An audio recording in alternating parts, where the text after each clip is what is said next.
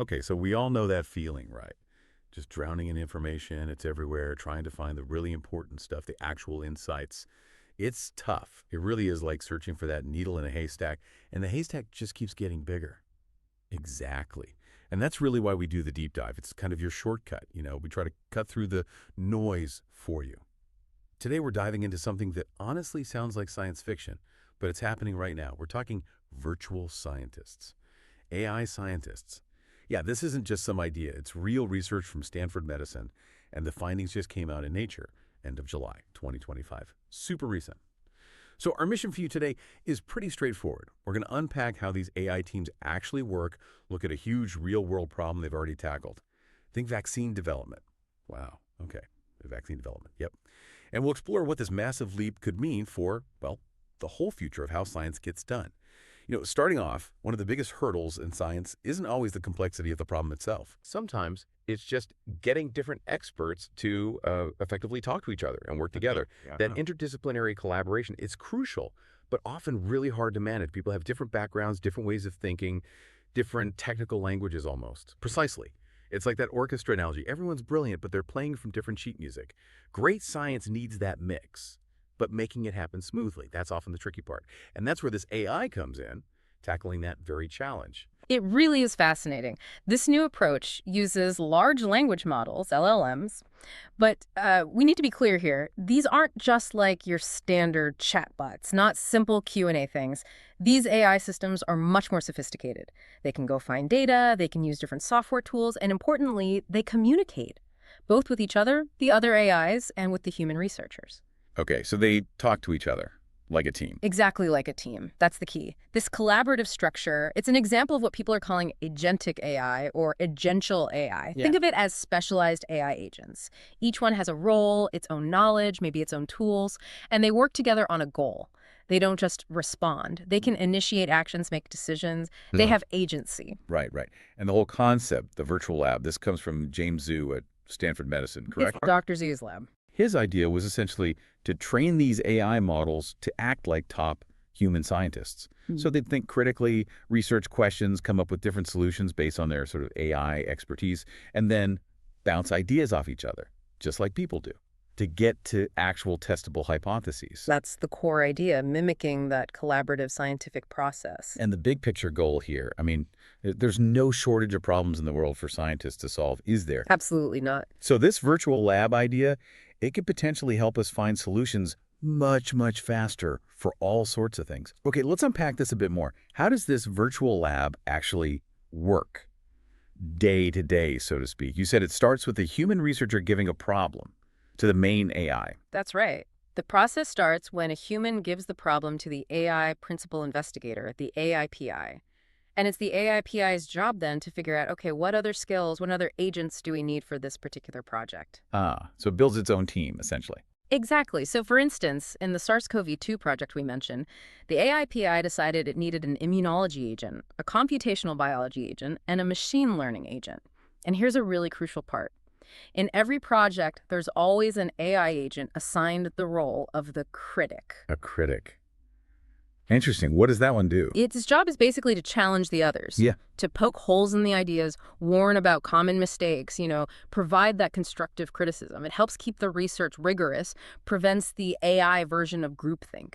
That's actually brilliant. Keeps them honest, in a way. It does. And these virtual scientists aren't just talking. They have tools, real software tools. Like AlphaFold. I've heard of it, the protein structure prediction AI. Precisely. They're equipped with systems like AlphaFold. Knowing a protein's 3D shape is fundamental in biology, especially for designing drugs or vaccines.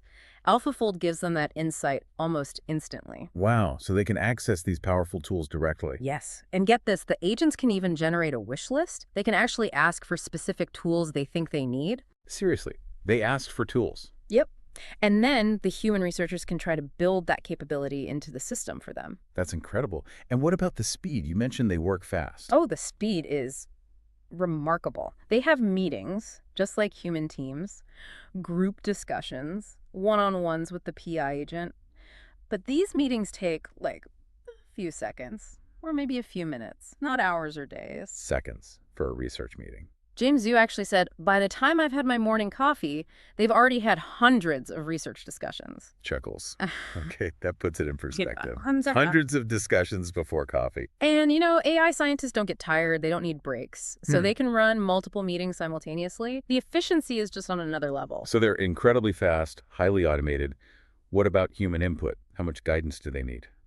Surprisingly little, actually. Apart from that initial problem prompt and maybe some budget guidelines, to stop them designing something completely impossible to make the human intervention is minimal. How minimal are we talking? Zoa estimates it's only about 1% of the time that he or his team step in. 1%. That's it. Yeah. He specifically said he doesn't want to tell the AI scientists how to do their work because that limits their creativity. He wants them to explore. Okay, that 1% figure is really something. But, it does raise a question, doesn't it? If humans are only intervening 1% of the time, how do they make sure the AI isn't going off on some wild goose chase? Even if it's a brilliantly reasoned wild goose chase. That's a very fair question. And they thought about that. There's a strong oversight mechanism built in. Basically, every single interaction, every meeting, every message exchanged between the agents, it's all logged. It's captured in a transcript. Ah, okay, so the humans can review everything. Exactly. They can monitor the whole process, see the AI's reasoning, and step in to redirect things if they really need to. It's oversight without constantly micromanaging. Right, that makes sense. You maintain control without stifling that creativity Zhu mentioned. So, okay, they have this powerful, fast, pretty autonomous virtual lab. What did they test it on first? You mentioned COVID-19. This is where it gets really interesting, isn't it? Big test case. It really is. They tasked the virtual lab with devising a new basis for a vaccine against the more recent COVID-19 variants. A huge, relevant challenge. And how did the AI team approach it? Did they go for a standard method? Actually, no. They went a bit unconventional. Instead of focusing on traditional antibodies, the AI team proposed using nanobodies. Nanobodies. What are those exactly? They're much smaller, simpler fragments of antibodies, originally found in animals like llamas and camels, actually. Think them as pared-down versions. Smaller. Simpler. Why did the AI choose those? What's fascinating is the AI team explicitly reasoned it out. They explained that because nanobodies are smaller, it makes the job of the machine learning agent, the one doing the computational modeling, much easier. Ah, easier to model accurately. Right, which meant they had higher confidence in their ability to design effective nanobodies computationally. Okay, so the AI made a strategic choice based on computational feasibility. That's clever. Yeah. And did they actually make these nanobodies? Yeah. In the real world? Yes, absolutely. That's the crucial next step. John Pack's team at Stanford took the structural designs generated by the AI researchers and physically produced them in a wet lab. So bridging the virtual and the real. Precisely. Human validation of the AI's output. And what were the results? Did the AI's design work? The results were, frankly, quite impressive. First, the nanobody they designed was feasible to make and it was stable. That's a basic requirement. Okay, good start. Then they tested its binding. It bound really tightly to one of the new SARS-CoV-2 variants, and here's the kicker. Yeah. It bound more tightly than existing antibodies that had been developed previously in labs to target that variant. Wow. Better than existing ones. Okay. Significantly better. Plus, they checked for off-target effects, basically. Does it stick to things it shouldn't? Right. Specificity is key. And it showed no off-target binding. It only stuck to the COVID-19 spike protein. Very specific. Impressive. Anything else? Yes, one more critical finding. It bound well not just to the recent COVID strain they targeted, but also to the original strain from Wuhan. Oh, interesting. So it could be broadly effective against multiple variants. That's the suggestion. Its ability to hit both older and newer strains points towards potential as a basis for a more broadly protective vaccine. That's huge potential. So what's happening with that nanobody now? Well, Zhu's team is now doing further analysis, looking into its potential for actual vaccine development. And importantly, they're feeding all this new experimental data, the real-world results, back into the AI lab. Ah, closing the loop? Exactly. So the AI scientists can learn from the wet lab results and further refine their molecular designs. It's a continuous improvement cycle. That iterative process is really powerful. So thinking beyond this specific COVID project, what does this all mean? What are the broader implications here? I think it's really profound. It's not just about doing science faster. It's about the potential for AI to make genuinely new discoveries. They found that often these AI agents come up with insights or findings that go beyond what human researchers had previously published on that same topic. So not just synthesizing known data, but actually generating novel ideas. That seems to be the case. It suggests they can uncover connections or possibilities that maybe we humans missed. It really pushes the boundaries of what we think of as discovery. It really does. If AI can generate novel scientific insights, well, what does that mean for human intuition? For creativity in science? It's a big question. It absolutely is. Are we heading towards a future where breakthroughs emerge from this sort of human-AI partnership? It seems possible. And the Stanford team, they're looking to use this virtual lab for other problems now, I assume? Oh, definitely. They're very keen to apply it to other scientific questions. And they've also developed AI agents that can act as really sophisticated data analysts. They can go back and reassess previously published studies. Reassessing old papers. Wow, think of all the data locked away in past research. Exactly. How many hidden patterns or overlooked correlations might be sitting there just waiting for a system powerful enough to analyze it all? It makes you wonder what we've missed. Well, biological and medical data sets are incredibly complex, vast. It's often said that with our current methods, we're really just scratching the surface.